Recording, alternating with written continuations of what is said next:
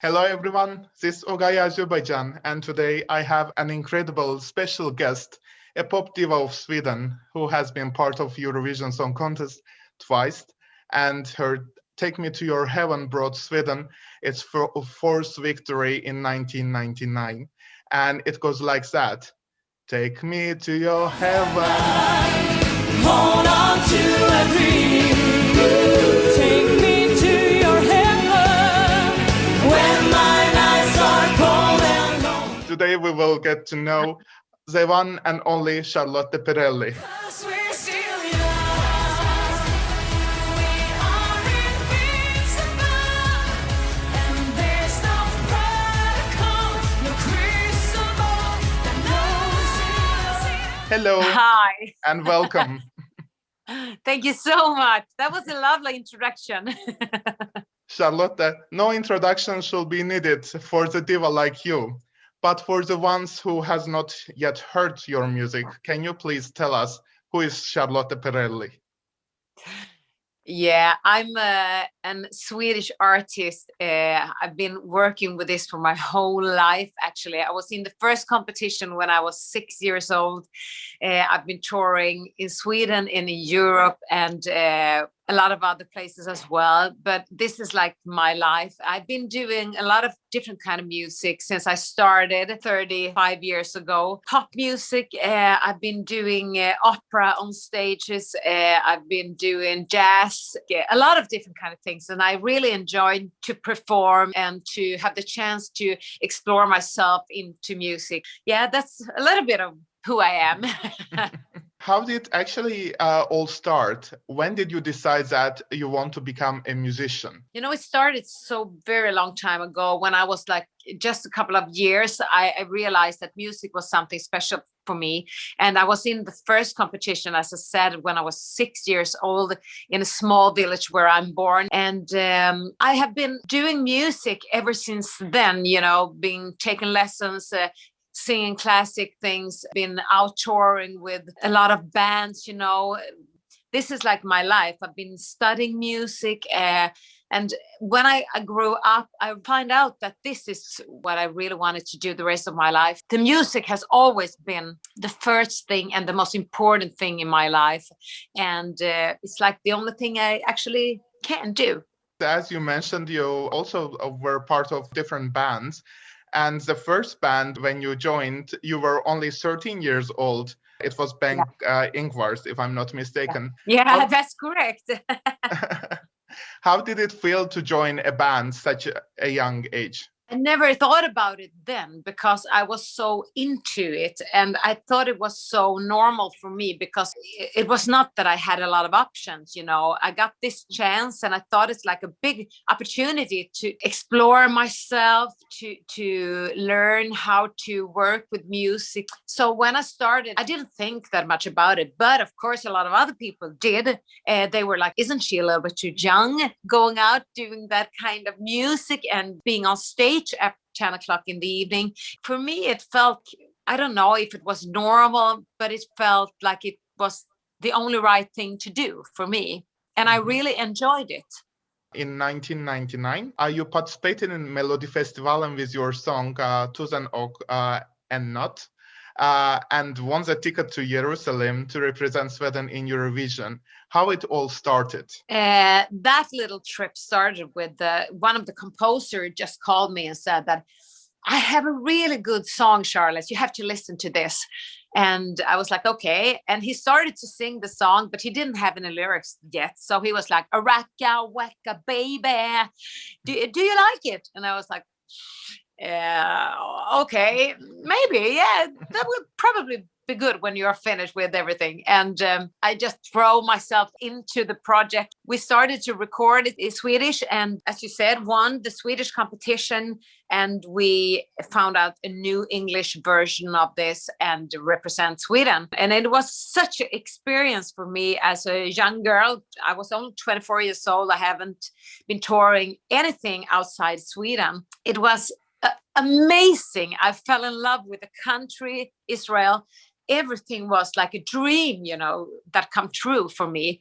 I started in Sweden, the papers that were totally written me down because they were like, what is this? What kind of a girl is this? Who does she really have the possibility to do something really good in the competition? And I won. And when I went to Jerusalem and Israel, the paper started to write about me. And I know that BBC went out and said that this is really good. 25 years after ABBA won with Waterloo, we might have a young girl that has a little bit of the same sound that might take this victory.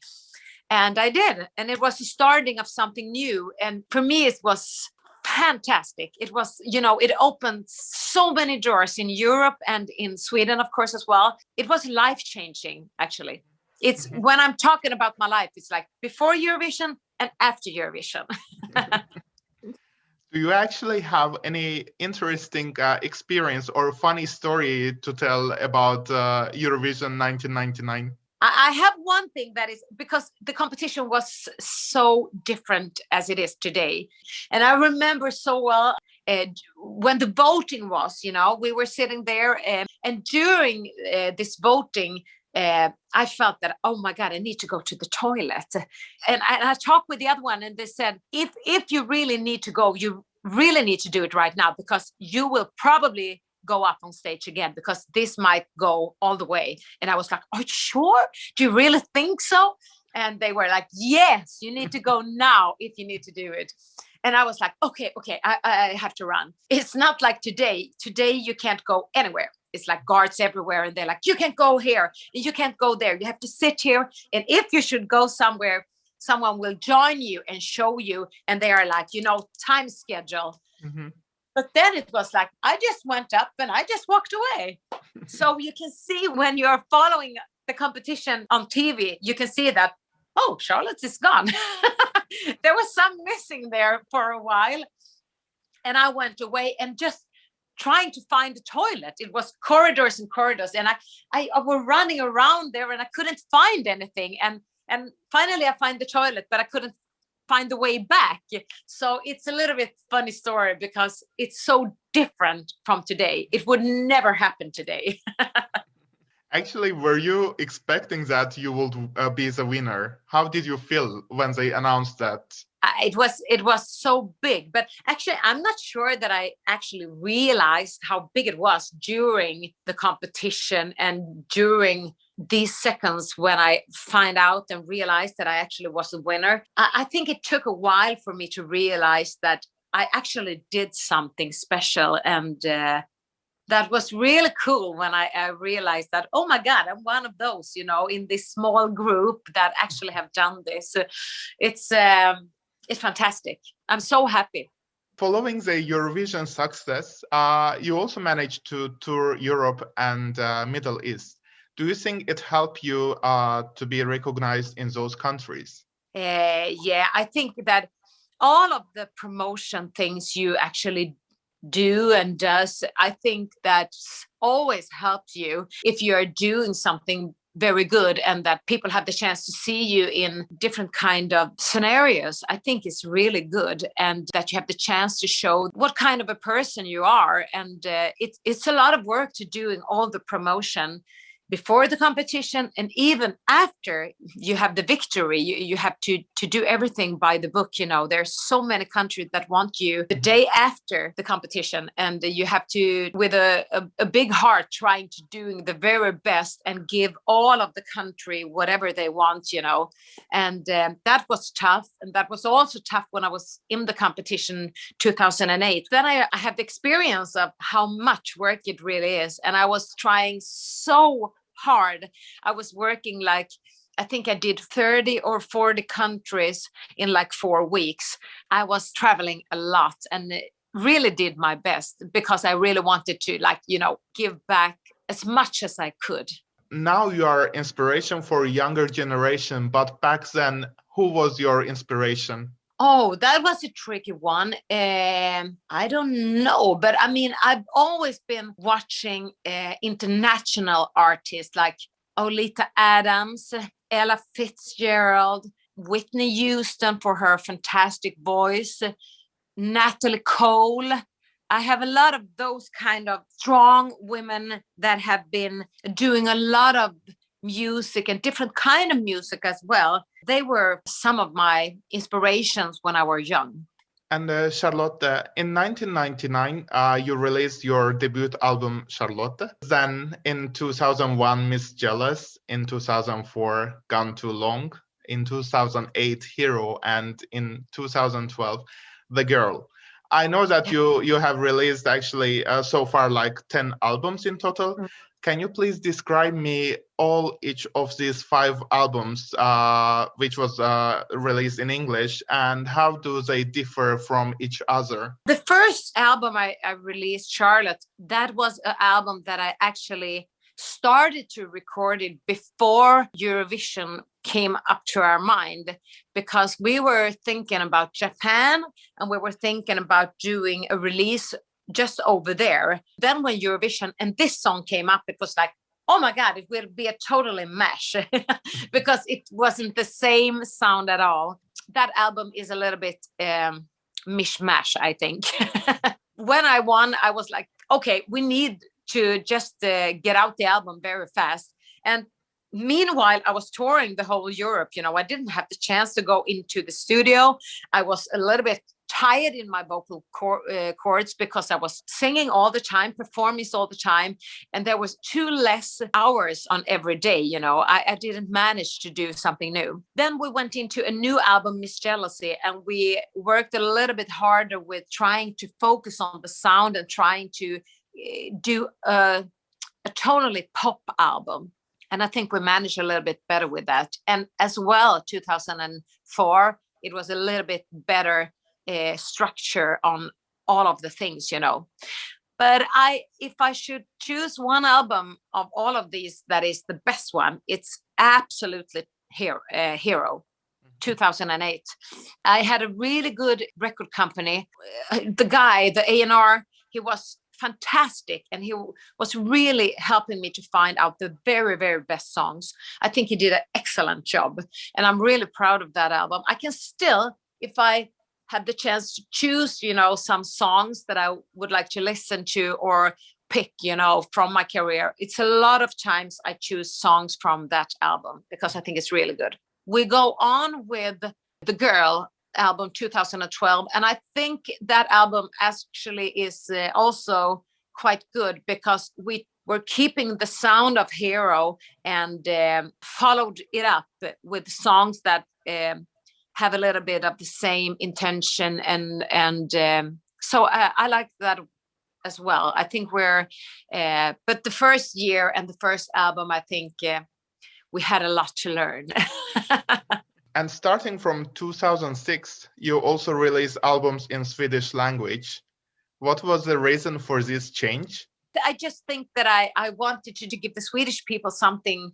And I was just finding out that one of my Swedish artists that I really, really admired is Monica Zetterlund. So I got the chance to do like an album with her songs. I think that was quite good to do something to just show the Swedish people I'm not just a pop artist that can do that kind of song. I can actually do more things. And this is another sound that I have. Out of these 10 albums, which is close to your heart and why? I think that Hero has a lot of that pop sound that I actually really like. And even though it's like 13 years since I released it, I think some of the tracks are so good that we can listen to it today and actually think it's a good sound still. Mm-hmm. And if I should choose something else, I think I did another Swedish album 2017. It's called Mitt Liv, My Life. Mm-hmm. That is also nice, but it's of course really weird for someone that doesn't speak Swedish. But that is also something that is quite close to my heart because I've been writing all the songs by myself, and it's it's taking really from my life. And I think some of the lyrics there is really me, and I'm quite proud of that. 9 years after your first victory of Melodifestivalen, you decided to return again, and you won Swede's heart again. and gained the opportunity to represent Sweden in Eurovision Song Contest with Hero.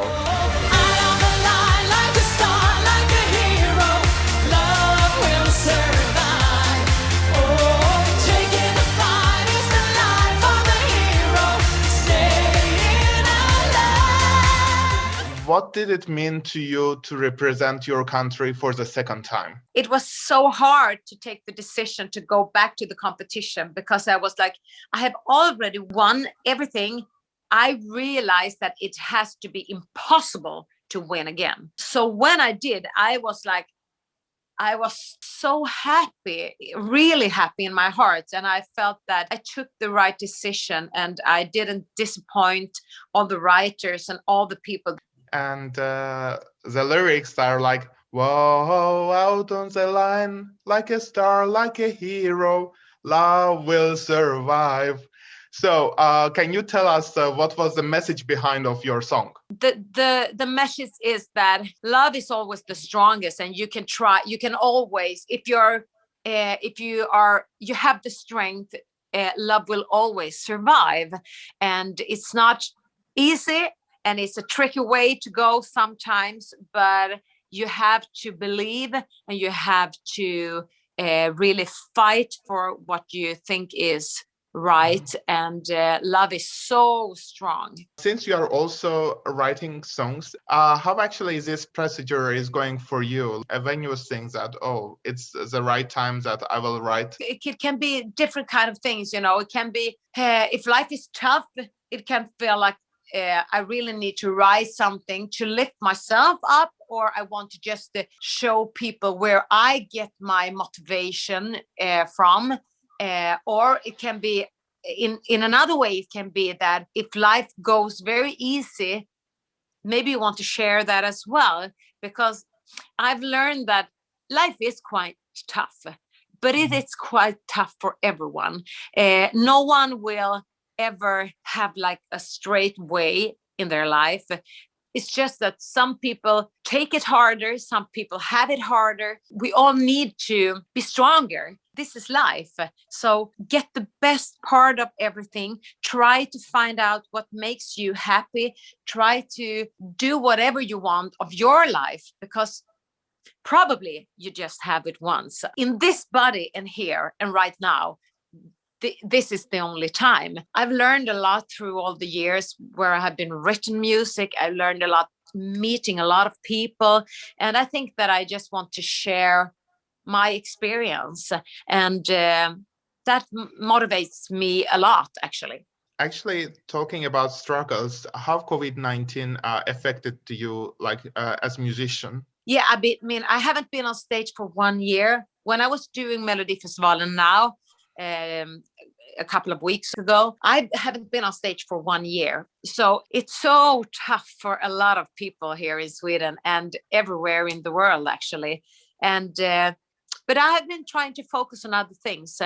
I've been trying to focus on my family. I have 4 sons. They are from 2 years up till 17, and they need me a lot during this time because it's quite tough for them as well. You know, they are struggling on with their homeworks and with homeschool distance learning, and they can't do their sports. That is very important for them, for keep their mind, you know, and feeling well. So I've been trying to focus on what is important in life. It's having the one near that you really like and that you need, and support each other. And I've been practicing paddle, you know, playing paddle a lot, just because I also need something for my mind, you know, doing something else where I'm not thinking about how tough things are, just trying to focus on other things. But I think you need to just keep your head high and remember that things will be better if we all doing the best we can. Charlotte, let's get back to Eurovision Song Contest.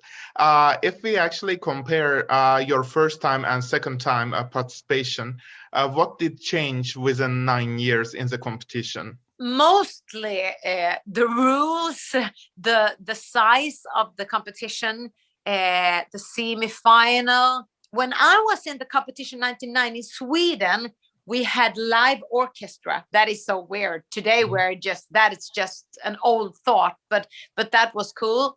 But we didn't have it in Eurovision. But a lot of things has actually changed. Today it feels like you need to do such a long promotion trip before and in and out and after, and and I didn't before Eurovision 99. When I won, I started to go to the promotion tip, but now we need to do it weeks and weeks before, so it's a tough competition. But I would love to go there again. A lot of people have been asking me through this year, since 2008, when are you coming back? And I said, I can't choose it by myself, even though I go to the competition in Sweden. It's so hard because the competition is really tough here in Sweden. And there is so many good songs. And now I'm in the middle of it. This year, Eurovision, why you want to represent Sweden again? For the first time, I didn't thought that I should go into the competition again.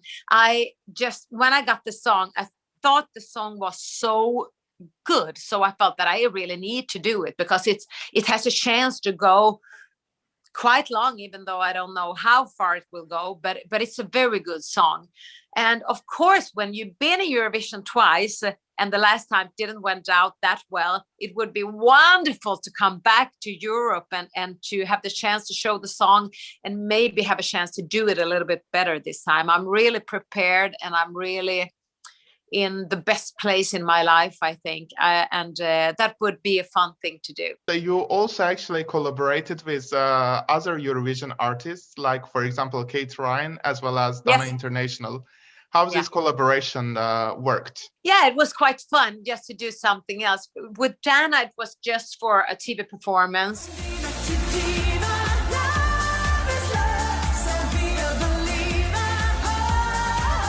But we released the song, and with Kate Ryan, that was a really, really good song, I think.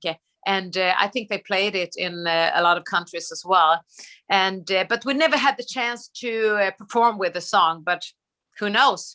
It's never too late. And do you have any message for your Eurovision fans and supporters? Yeah, I would love to have the chance to come out to Europe and just meet all of the fantastic people and fans again. It was too long time ago, and I did some small trips last year. I mean, COVID is there and we can't travel right now, but as soon as the world will be normal again, I would love to come out and tour again. And as a last thing, may I ask to hear your beautiful voice? What do you want me to sing? Whichever song you would like to. Like a star, like a hero, love will survive. Thank you very, very much. Thank you for this interview, and I wish you really good luck in the Melodifestivalen, and who knows, perhaps we will see you in Rotterdam. I would love to. Many thanks. It's a great pleasure just to meet you and talk to you. Thank you very much again. Thank you. Okay. Bye. Bye-bye. Bye.